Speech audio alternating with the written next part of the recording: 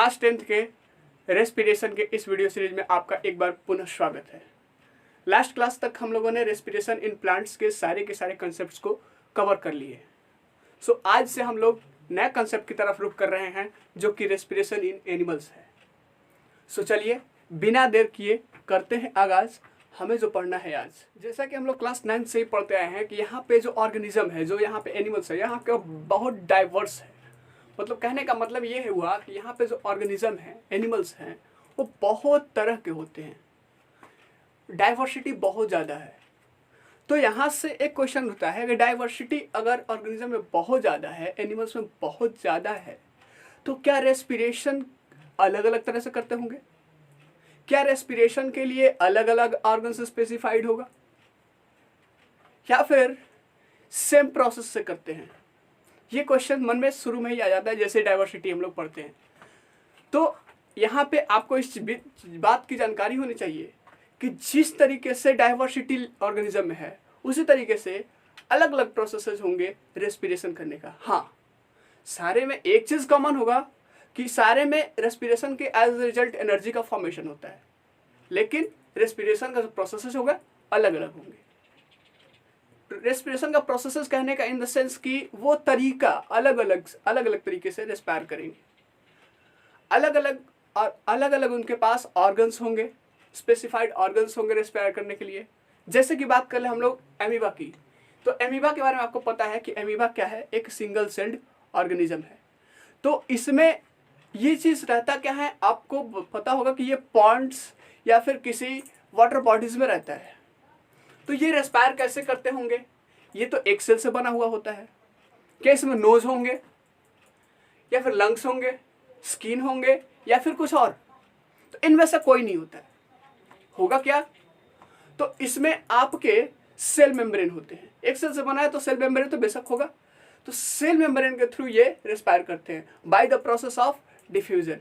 मतलब डिफ्यूजन हालांकि एक स्लो प्रोसेस है, लेकिन एक सेल से बना हुआ है तो इतना तो एनर्जी प्रोवाइड कर ही सकता है कि एक सेल का ऑर्गेनिज्म आसानी से क्या कर सके, रेस्पायर कर सके, उसके सारे के सारे लाइफ एक्टिविटीज क्या हो सके, एक्टिवेट हो सके।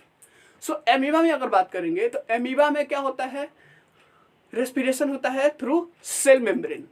Amoeba respire through cell membrane. एक चीज देखने को मिलता है,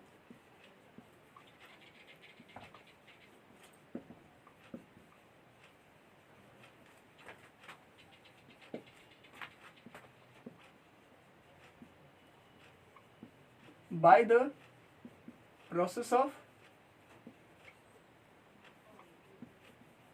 diffusion of gases।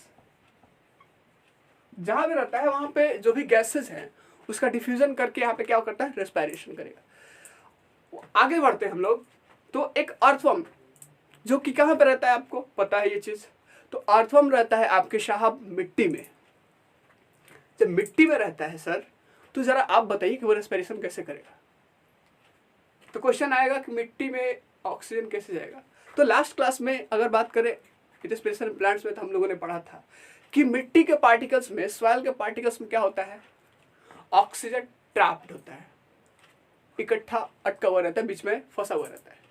तो एयर जो ट्रैप्ड होता है, ऑक्सीजन जो ट्रैप्ड होता है, वो ऑक्सीजन कहाँ पे होगा, एयर में होगा। तो उस एयर से ऑक्सीजन को वो क्या करता है, एक्सट्रैक्ट कर लेता है, निकाल लेता है। किस वहां पे कौन सा रेस्पिरेटरी ऑर्गन्स होगा? तो रेस्पिरेटरी ऑर्गन्स वहां पे होगा उसका स्किन। स्किन के थ्रू क्या करता है, वो रेस्पायर करता है। स्किन क्या करेगा, सराउंडिंग में जो एयर है सॉइल में, उसमें जो ऑक्सीजन होता है वो उसको क्या करता है, एक्सट्रैक्ट करता है, अपने बॉडी में डालता है, रेस्पायर करता है। और जो भी उसके बॉडी में carbon dioxide as a result of respiration बनता है, वो क्या करता है, उसको बॉडी से बाहर छोड़ देता है वहीं पे। सो एक चीज और मिल रहा है यहाँ पे, earthworm.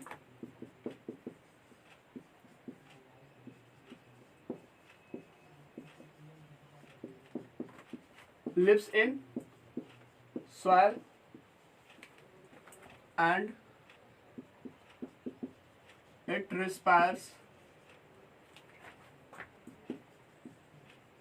through its skin by absorbing oxygen from the air trapped in the soil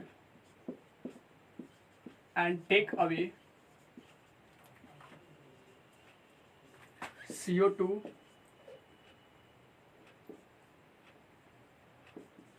to the skin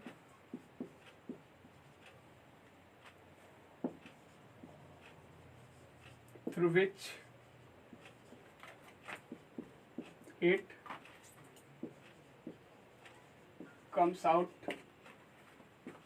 of its body.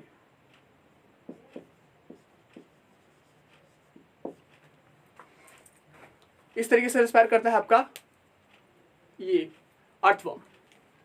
और कुछ इंसेक्ट्स होते हैं, जैसे कि आप बात करें कॉकरोच की या फिर आपके बटरफ्लाई की या फिर किसी और इंसेक्ट्स की बात करें, तो वो रिस्पायर कैसे करते हैं?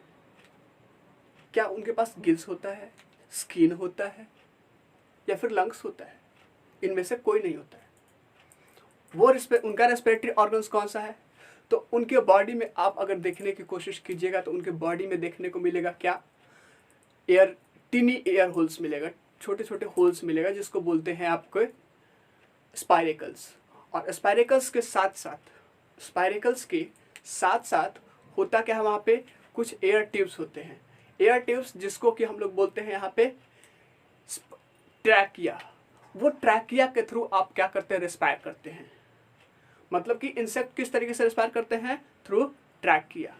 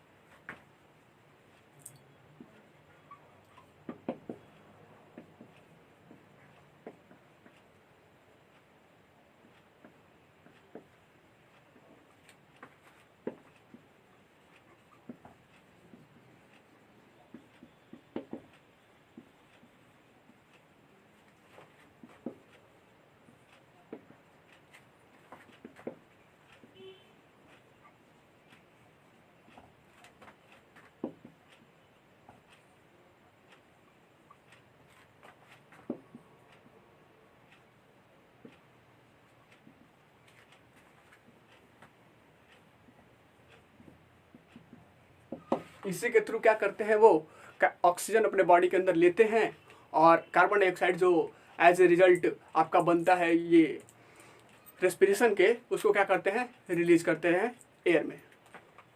क्योंकि ये मैक्सिमम टाइम एयर में अब रहता है ना। यही चीज़ अगर कुछ और ऑर्गेनिज्म है, जैसे कि बात करें एक्वेटिक एनिमल्स की, जैसे हो गया फिश हो गया, प्रॉन्स हो गया, मसल्स हो गया, तो ये कैसे रेस्पायर करते हैं? तो इसमें आपको जाहिर सी बात पता है कि इसमें क्या होता है, आपके गिल्स होते हैं और गिल्स के थ्रू क्या करते हैं? आपके रिस्पायर करते हैं। ये सारे के सारे एक्वेटिक एनिमल्स हैं। तो एक्वेटिक एनिमल्स है तो ये क्या करेंगे? जो वाटर में डिजॉल्व ऑक्सीजन होगा, जो वाटर में डिजॉल्व ऑक्सीजन होगा, उसी ऑक्सीजन को क्या करेंगे? ये चीज़ एक्सट्रैक्ट करेंगे। और एक्सट्रैक्ट करने के बाद, एक्सट्रैक्ट करने का मतलब उससे निकालेंगे और उस ऑक्सीजन को क्या करेंगे? यूज़ करेंगे। और यूज़ करने के बाद, रेस्पिरेशन करने के बाद कार्बन डाइऑक्साइड बनेगा।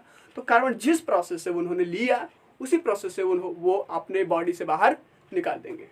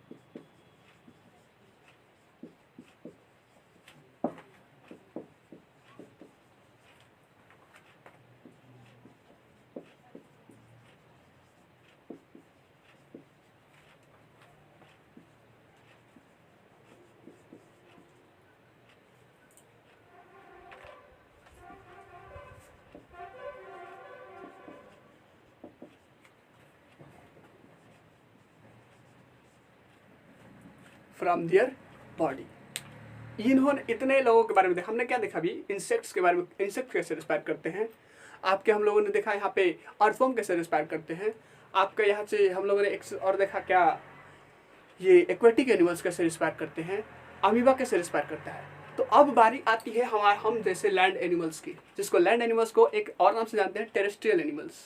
आपने पढ़ा होगा क्लास 7th और 8th में, टेरेस्ट्रियल एनिमल्स किसको बोलते हैं। वो एनिमल्स जो लैंड पे सर्वाइव करते हैं, मैक्सिमम टाइम अपना लैंड पे सर्वाइव करते हैं, उसको बोलते हैं टेरेस्ट्रियल एनिमल्स। जैसे कि बात करें हम लोग फ्रॉग हो गया, डॉग हो गया, कैट्स हो गए, तो ऐसे इन लोगों में कैसे रेस्पिरेशन करेंगे। तो इन लोगों में रेस्पिरेशन का एक जरिया, एकमात्र जरिया है लंग्स। इनके पास लंग्स होता है और इसके थ्रू क्या करेंगे, रेस्पायर करेंगे। लेकिन जो फ्रॉग होता है, फ्रॉग में बताऊं, फ्रॉग में रेस्पिरेटरी ऑर्गन्स दो होता है, दो पार्ट से वो रेस्पायर कर सकता है। पहली चीज़ तो उसमें लंग्स होता है, और दूसरी चीज़ उसका स्किन भी रेस्पायर करने में मदद करता है। सो एक चीज़ यहाँ पे देखने को मिला,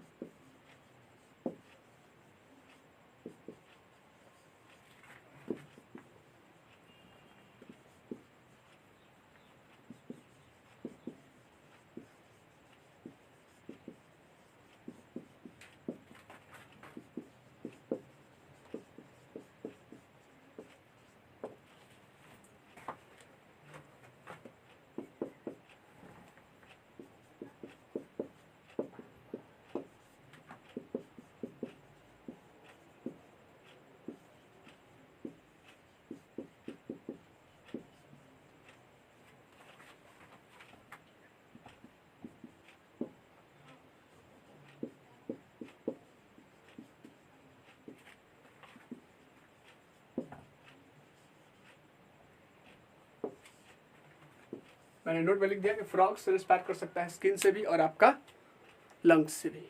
तो ये तो रहा अभी बेसिक चीज़। आगे जैसे जैसे बढ़ते जाएंगे इसकी कम्प्लेक्सिटी हम लोग को समझ में आती जाएगी। यहाँ पे देखने को एक चीज़ मिल रहा है कि रेस्पिरेशन का प्रोसेसेस सारे में अलग अलग है। रेस्पिरेशन के लिए स्पेसिफाइड ऑर्गन्स अलग अलग है, लेकिन सारा का मंजिल एक ही जगह पे है। मतलब रास्ते कितने कोई भी हो, मंजिल एक ही जगह पे जाके रुक जाती है। सबका मंजिल क्या है, एनर्जी रिलीज करना, और एनर्जी रिलीज सब में हो रहा है। किसी में सेल मेम्ब्रेन के थ्रू, तो किसी में आपका स्किन के थ्रू, तो किसी में लंग्स के थ्रू, तो किसी में ट्रैकिया के थ्रू। लेकिन हो तो रहा है वही काम ना, हो तो रहा वही। प्रोसेसेस भी अगर देखने की कोशिश करें, अगर इंटरनली अगर देखने की कोशिश करें, तो सारे में एक ही प्रोसेस हो रहा है, लेकिन स्पेसिफाइड ऑर्गन्स अलग है। सो यहाँ पे अब बात करते हैं कि एक बार जब ऑक्सीजन जो एयर में है वो जब बॉडी में इंटर कर जाता है, एक बार जब वो बॉडी में इंटर कर जाता है तो वो कांटेक्ट में आता है किसके, ब्लड के। और ब्लड क्या करता है, उससे ऑक्सीजन को क्या कर लेता है, ऑब्जर्व कर लेता है। जो भी एयर गया उसमें जो भी ऑक्सीजन है उसको क्या कर लेता है, ब्लड आपका ऑब्जर्व कर लेता है। और एब्जॉर्ब करने के बाद क्या करेगा दोस्त, तो ब्लड का काम तो पता है ना कि ट्रांसपोर्टेशन में काम करता है ब्लड। तो ब्लड क्या करेगा, बॉडी के वेरियस टिश्यूज तक ऑक्सीजन को क्या करेगा, ट्रांसपोर्ट करेगा। ट्रांसपोर्टेशन हम लोग इस रेस्पिरेशन के बाद पढ़ेंगे। सो वो क्या करेगा, ट्रांसपोर्टेशन, कहने का मतलब एक पार्ट से दूसरे पार्ट्स तक पहुंचाएगा। अगर बात करें हमारी, तो हमारे ऑक्सीजन कहाँ पे आता है, पहली चीज नॉस्ट्रिल से होते हुए विंड पाइप होते, ट्रैकिया, ब्रोंकी, ब्रोंकस, ब्रोंकियोल्स, ये होते हुए आपके अल्वियोलाई में आता है, जो कि आपके लंग्स का पार्ट है। तो लंग्स में आने के बाद ये चीज़ क्या होता है, ब्लड के साथ कांटेक्ट में आता है। अल्वियोलाई में बहुत सारे कैपिलरीज होते हैं जो कि क्या करते हैं, जिसमें होता है ब्लड होता है। वो क्या करते हैं, ब्लड अपने साथ ऑक्सीजन को मिक्सअप कर लेता है और उस ऑक्सीजन को बॉडी के डिफरेंट पार्ट्स तक जहाँ जहाँ उसको ज़रूरत है वहाँ पे क्या कर देता है, ट्रांसपोर्ट कर देता है, पहुँचा देता है। क्यों? जब तक पहुँचाएगा नहीं तब तक रेस्पिरेशन होगा नहीं, और जब तक रेस्पिरेशन होगा नहीं तब तो समझते हैं क्या होगा, एनर्जी रिलीज नहीं होगा। सो यहाँ पे यही चीज़ होता है। अब रेस्पिरेशन हो गया, बॉडी के सेल्स तक पहुंच गया, बॉडी के वेरियस टिश्यूज के सेल्स तक क्या हो गया, पहुंच गया ऑक्सीजन। कौन पहुंचाने वाला, कौन, तो ब्लड। अब पहुंच गया वहां पे तो रेस्पिरेशन होगा, बेशक होगा। तो रेस्पिरेशन जब होगा तो रेस्पिरेशन के as a result, as a by product क्या बनेगा, कार्बन डाइऑक्साइड, जो कि रेस्पिरेटरी गैस है। अब कार्बन डाइऑक्साइड को बॉडी से बाहर निकालना है, निकालेंगे कैसे? तो मैंने शुरू में ही बोला कि जिस प्रोसेस से ऑक्सीजन इंटर करता है सेल्स में, उसी प्रोसेस से उसके अपोजिट वाइस वर्सा, मतलब वहां से जिस तरीके से आता है उल्टा डायरेक्शन करके वो ठीक उस तरीके से आ जाता है। फिर जाएगा वो एल्वियोलाई में, एल्वियोलाई से आपका ब्रोंक्यूल्स में, फिर ब्रोंकस में, फिर ट्रैकिया, विंड पाइप, और उसके बाद आता है आपका नॉस्ट्रिल्स, और आपके आ जाता है फिर एयर में मिक्स हो जाता है। सो इस प्रोसेस से आपका हो जाता है। यही चीज अगर बात करने की कोशिश करते हैं प्लांट, ये एक्वेटिक एनिमल्स में, एक्वेटिक एनिमल्स में आप देखिएगा कि डिजॉल्व्ड ऑक्सीजन को ही ले पाता है वो प्लांट्स या फिर एनिमल्स जो भी है, डिजॉल्व्ड ऑक्सीजन को ही ले पाता है। और आपको भी पता है और सबको पता है कि वाटर में जो डिजॉल्व्ड ऑक्सीजन है वो कम होता है किसकी तुलना में, जितना कि एयर में ऑक्सीजन होता है। मतलब the presence of oxygen in dissolved water is less than the presence of oxygen in air. अब ये चीज जब होगा तो यहां से एक चीज कहने को मिल जाता है कि वहां पे ऑक्सीजन कम होगा मेरे दोस्त, और हमारे पास जो एयर है उसमें ऑक्सीजन ज्यादा है। तो हम अगर धीरे धीरे रेस्पिरेशन करें तो काम चलेगा, लेकिन उसके पास एनर्जी रिक्वायरमेंट तो है, सारा का सारा वो हमारी तरह करता है। तो उसके पास रेस्पिरेशन का जो रेट क्या हो जाता है, फास्टर हो जाता है। वो जल्दी जल्दी ऑक्सीजन को रेस्पायर करेगा, रेस्पायर जल्दी जल्दी करेगा तो जल्दी ज़्यादा से ज़्यादा अमाउंट में ऑक्सीजन जाएगा, और ज़्यादा से ज़्यादा अमाउंट में ऑक्सीजन जब जाएगा तो क्या होगा, उसको एनर्जी जल्दी जल्दी मिलेगी। लेकिन हम लोग में अगर वो चीज़ धीरे धीरे करें तो भी इसका सही है, क्योंकि हमारे पास ऑक्सीजन सफिशिएंट अमाउंट में ऑक्सीजन ये एयर में। सो हमारा जो रेट ऑफ रेस्पिरेशन होता है एक्वेटिक एनिमल्स का, वो फास्टर होता है in comparison to the terrestrial animals. हमारे कंपेरिजन में उनका रेट ऑफ रेस्पिरेशन क्या होता है, फास्टर होता है। ये सारे हम लोगों ने देखा, ठीक है।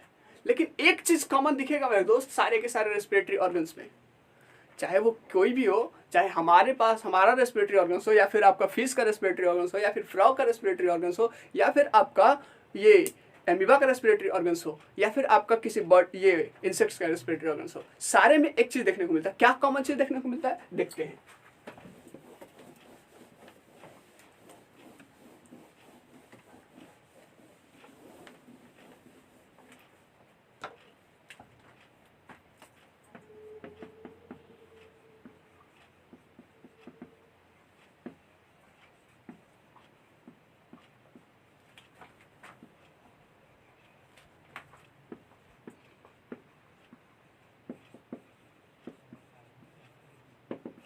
पहली चीज देखने को मिलेगा कि ये लार्ज सरफेस एरिया प्रोवाइड करता है ताकि एनफ अमाउंट में ऑक्सीजन मिल सके।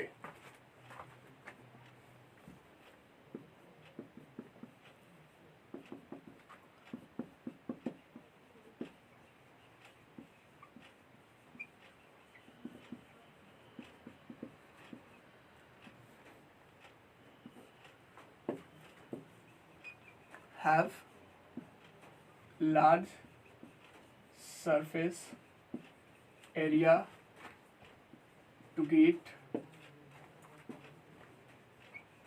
enough oxygen. पहली चीज तो एनफ ऑक्सीजन वहां से मिल सके, इसके लिए लार्ज सरफेस एरिया होता है।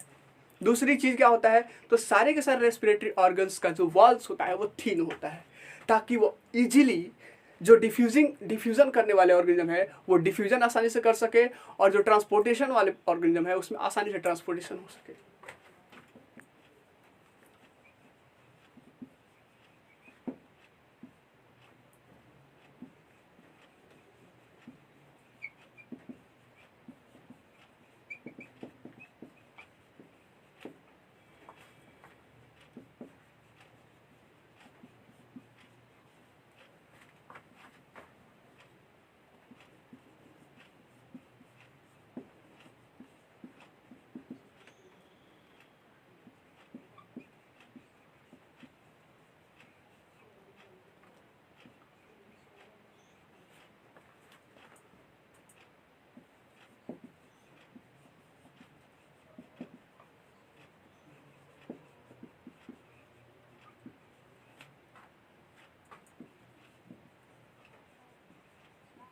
Exchange of gases.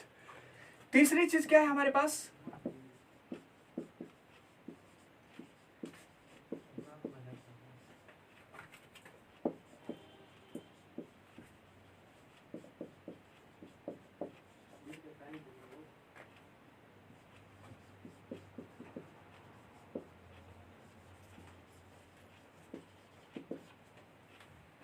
इसमें क्या होता है, ब्लड सप्लाई होता है, जिसमें क्या होता है रेस्पिरेटरी गैसेज, रिच सप्लाई होता है ब्लड का, काफ़ी मात्रा में ब्लड सप्लाई होता है, जो जिसमें क्या होता है रेस्पिरेटरी गैसेज, इसी के थ्रू आपका क्या होता है एक पार्ट से दूसरे पार्ट तक सप्लाई होता है। जितना भी ज़रूरत है ऑक्सीजन की, कार्बन डाइऑक्साइड जो वहाँ से फॉर्मेशन होता है उसको निकालने की, ये वही पार्ट्स है जो क्या करता है ट्रांसपोर्टेशन में मदद करता है। ये चीज़ तो हम लोगों ने देखा है कि मैंने बात किया है कि यहाँ पे किस में ऑक्सीजन ज़्यादा होता है, डिजॉल्व वाटर में ऑक्सीजन ज़्यादा होता है, या फिर एटमॉस्फेयर में हमारे जो एयर होता है उसमें ऑक्सीजन ज़्यादा होता है। ये चीज़ मैंने बात कर लिया है। यहाँ पे एक चीज़ देखने को मिल रहा है कि जो टेरेस्ट्रियल एनिमल्स है, टेरेस्ट्रियल एनिमल्स क्या हो रहा है, टेरेस्ट्रियल एनिमल्स वही ऑक्सीजन लेते हैं जो हमारे सराउंडिंग में जो एयर में मिक्सड होता है, एयर में जो ऑक्सीजन होता है उसको ले लेता है।